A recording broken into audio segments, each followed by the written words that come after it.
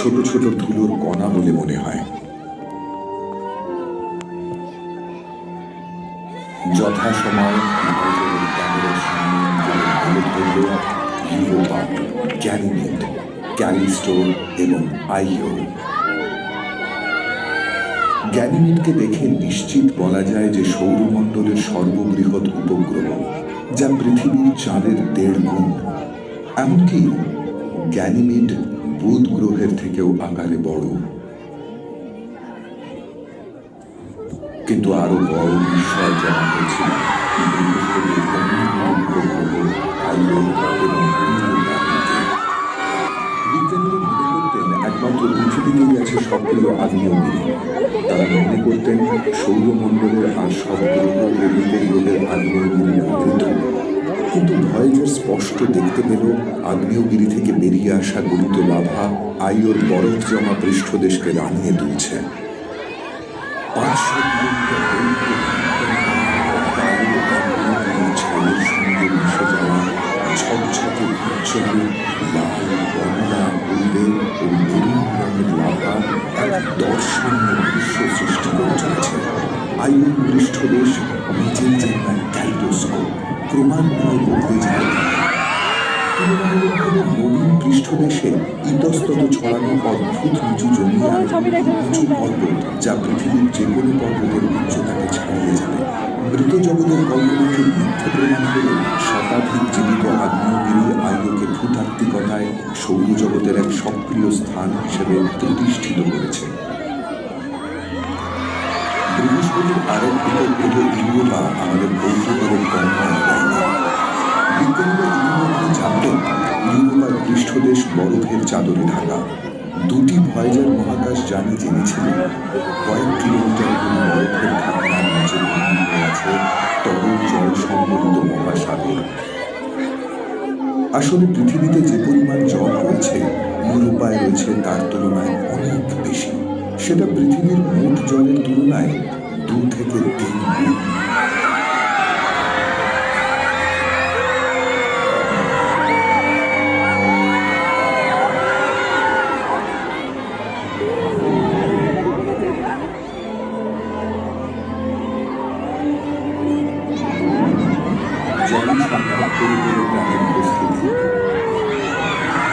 তাহলে কি ইউরোপার লুকিয়ে থাকা সাগরে কোনো অজানা প্রাণ তার অস্তিত্ব কায়েম করেছে? সম্ভবত আমরা কোনোদিন হয়তো ইউরোপার বরফ ঠান্ডা জলের প্রাণ খুঁজে পাব না, কিন্তু অতি ক্ষুদ্র প্রাণের উপস্থিতিও বৈজ্ঞানিক অনুসন্ধানের ক্ষেত্রে এক বিপ্লবের সূচনা করবে।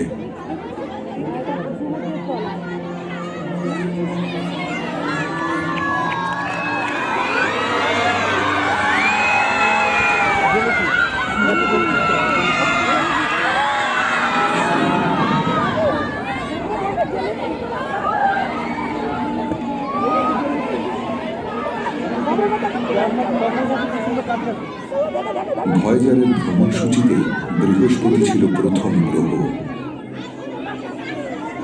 এটা ছিল বহির্ভাগের গ্রহগুলোর সেই বিরল শ্রেণীবিন্যাস যা ভয়েজারের ভ্রমণ পরিকল্পনায় প্রণীত হয়েছে। তবে পরের গন্তব্যস্থল বিস্ময়কর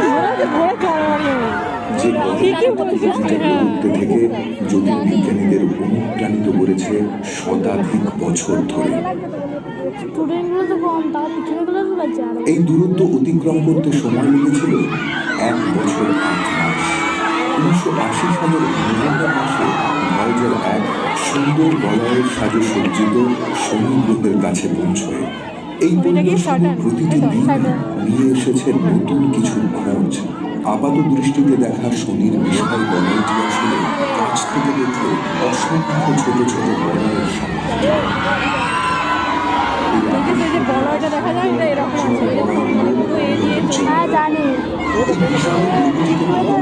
চলেছে লক্ষ লক্ষ অতি ক্ষুদ্র ও হাতের মুঠো আকারের বরফের টুকরো।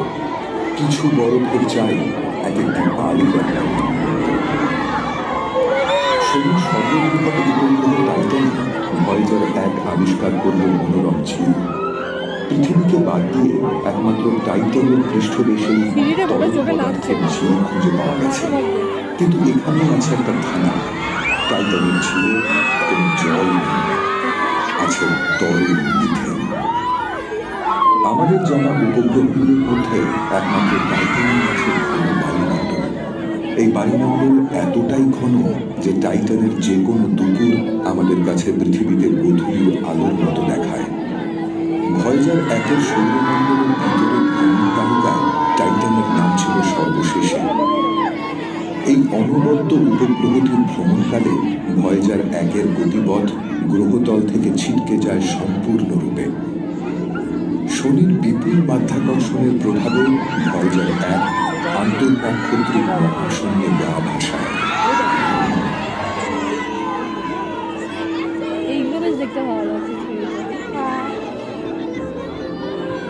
ভয়েজার 2 তার সঙ্গীকে অনুসরণ করেনি।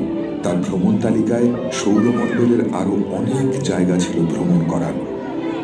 তার সঙ্গীর পৌঁছানোর 9 মাস পরে ভয়েজার 2 1981 সালের অগস্ট মাসে শনি গ্রহে পৌঁছেছিল।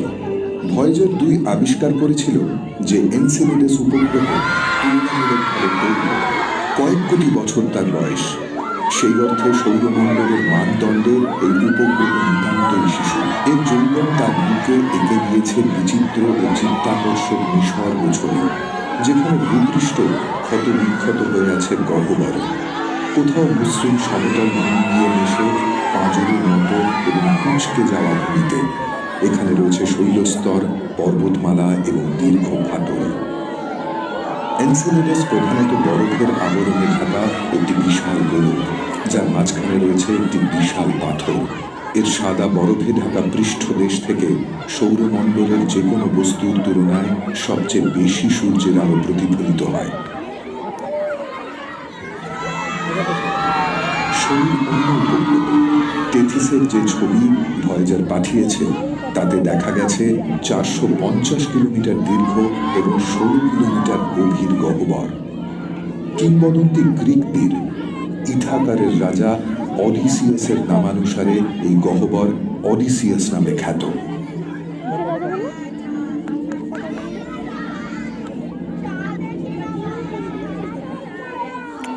শনি গ্রহে ভ্রমণের শেষে ভয়েজার 2 শনির বিপুল মাধ্যাকর্ষণ শক্তির সহায়তায় তার গতি বাড়িয়ে ছুটতে থাকে তার পরবর্তী গন্তব্যে, রহস্যময় তুষারাবৃত বিশালাকৃতির ইউরেনাস গ্রহে। 1781 খ্রিস্টাব্দে জ্যোতির্বিজ্ঞানী উইলিয়াম হার্শেলের আবিষ্কার ছাড়া ইউরেনাস গ্রহ সম্বন্ধে বহুকাল পর্যন্ত প্রায় কিছুই আমরা জানতে পারিনি। আমাদের 2 শতাব্দী অপেক্ষা করতে হয়েছিল আসলে ইউরেনাস কেমন দেখতে এই কথা জানতে। 1986 খ্রিস্টাব্দের 24শে জানুয়ারি ভয়েজার 2 পরিদর্শন ও সাক্ষাতের জন্য পৌঁছেছিল ইউরেনাসে। প্রথম মুহূর্ত থেকে আমরা 2 চোখ ভরে দেখেছি এক অসাধারণ সুন্দর গ্রহকে। ইউরেনাস এতটাই ঠান্ডা যে তার তাপমাত্রা 217 ডিগ্রি হিমাঙ্কের নিচে থাকে। বিবর্ণ নীল রঙা এই অত্যাশ্চর্য গ্রহটি মূলত হাইড্রোজেন ও হিলিয়াম গ্যাসের সমষ্টি। ভয়েজার 2 ইউরেনাসের উপগ্রহ মিরান্ডাকে পরীক্ষা করে বিশেষভাবে। অন্য সবার তুলনায় মিরান্ডার আরও কাছে চলে আসে ভয়েজার। কাছ থেকে তোলা ছবিগুলো ছিল অকল্পনীয় রকম বিস্তারিত। বিচিত্র এবং অপেক্ষাকৃত ছোট উপগ্রহ মিরান্ডার প্রাকৃতিক বৈশিষ্ট্য অত্যন্ত বিচিত্র এবং অনন্য। এর ঢেউ খেলানো সমতল অসংখ্য গহ্বরযুক্ত এবং ফাটলের দাগ, গিরিখাত ও খাড়া উঁচু পাহাড়ে পরিপূর্ণ। সম্ভবত মিরান্ডার বর্তমান এক অসাধারণ এবং ধ্বংসাত্মক অতীতের পরিণাম। কোনো ভয়াবহ সংঘর্ষে ছিন্ন ভিন্ন হয়েছিল এর শরীর। পরবর্তীকালে মাধ্যাকর্ষণের প্রভাব টুকরো টুকরো অংশগুলোকে ফিরিয়ে আনে কাছে এবং পুনর্জন্ম ঘটে মিরান্ডার। ইউরেনাসের মাধ্যাকর্ষণ শক্তি ও ভয়েজারের গতিবেগ তাকে তার শেষ গন্তব্য শীতল নির্জনের দিকে উড়িয়ে নিয়ে যাওয়ার আগে মাত্র কয়েকটা দিন ইউরেনাস ও তার উপগ্রহের দেশে কাটিয়েছিলেন ভয়েজার। কেপ কেনাভেরাল থেকে উৎক্ষেপণের 12 বছর পরে 1989 খ্রিস্টাব্দের অগস্ট মাসে ভয়েজার 2 নেপচুনের কাছে পৌঁছয়। এই সময়কালে এই মহাকাশযান দুটি সৌরজগৎ সম্বন্ধে আমাদেরকে গভীরভাবে তথ্য সমৃদ্ধ করে তুলেছিল। এখন এটাই উপযুক্ত সময় কিছু চূড়ান্ত আবিষ্কার করে দেওয়া। নেপচুনের চিরগতিশীল বায়ুমণ্ডল এবং চমকপ্রদ আবহাওয়া ছিল প্রথম আবিষ্কার, যা ভয়েজারের সঙ্গে পরমরত দলের মনোযোগ আকর্ষণ করেছিল।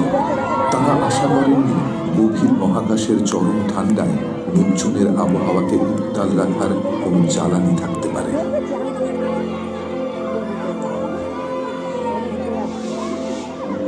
নেপচুনের দক্ষিণ গোলার্ধে ভয়েজার 2 আবিষ্কার করেছিল একটি স্থায়ী অ্যান্টিসাইক্লোনিক ঝড়, যাকে বলা হয় গ্রেট ডার্ক স্পট। ভয়েজার দেখেছিল নেপচুনের বায়ু প্রবাহ সৌরমণ্ডলের মধ্যে সবচেয়ে শক্তিশালী, যার গতি ঘন্টায় 2100 কিলোমিটার পর্যন্ত হয়ে থাকে। ভয়েজার 2 খুঁজে পেয়েছিল পাতলা ও খণ্ডিত বলয় যা নেপচুনকে ঘিরে আছে। নেপচুনের বলয়গুলো কিসের তৈরি, কেনই বা তারা লালচে রঙের? ভয়েজারের কাছে এর কোনো উত্তর ছিল না। কিন্তু ভয়েজার আরো অনেক কিছু জানতে পারল যখন সে উড়ে গিয়েছিল ট্রাইটনের কাছ দিয়ে। ট্রাইটন হল সৌরমণ্ডলের একমাত্র বিশাল উপগ্রহ যার কক্ষপথ বিপরীতমুখী বা রেট্রোগ্রেড অরবিট, অর্থাৎ তার কক্ষপথের অভিমুখ গ্রহের আবর্তনের অভিমুখের বিপরীত। বিজ্ঞানীরা মনে করেন ট্রাইটনের অস্বাভাবিক কক্ষপথের অভিমুখ প্রমাণ করে একসময় এই উপগ্রহ নিজেই একটি বামন গ্রহ ছিল। লক্ষ লক্ষ বছর আগে তারা মনে করেন বিপথগামী হয়ে সে নেপচুনের খুব কাছে চলে আসে এবং নেপচুনের অপরিসীম মাধ্যাকর্ষণ শক্তি তাকে বন্দী করে। এই বিপরীতমুখী কক্ষপথের ফলস্বরূপ ট্রাইটন ক্রমান্বয়ে ক্ষয় করে চলেছে তার শক্তি। এর ফলে কোনো এক সময় ধ্বংসপ্রাপ্তি ঘটবে এই উপগ্রহের। ধ্বংসাবশেষের টুকরো থেকে নেপচুনকে ঘিরে সম্ভবত সৃষ্টি হবে সমুদ্র আরো অনেকগুলো দৃশ্যমান বলয়ের সমষ্টি।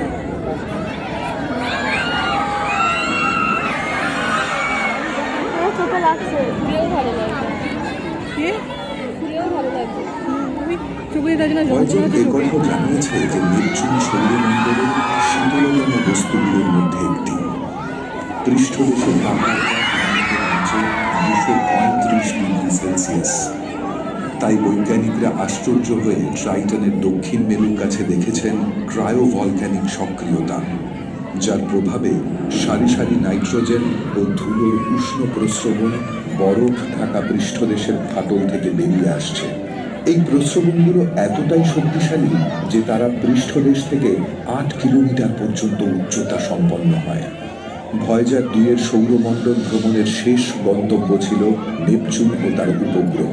এখন থেকে তারা দোসরের মতোই মহাকাশযানটি সৌরমণ্ডল ছাড়িয়ে নক্ষত্রের দেশের অভিমুখে পাড়ি দিয়েছে।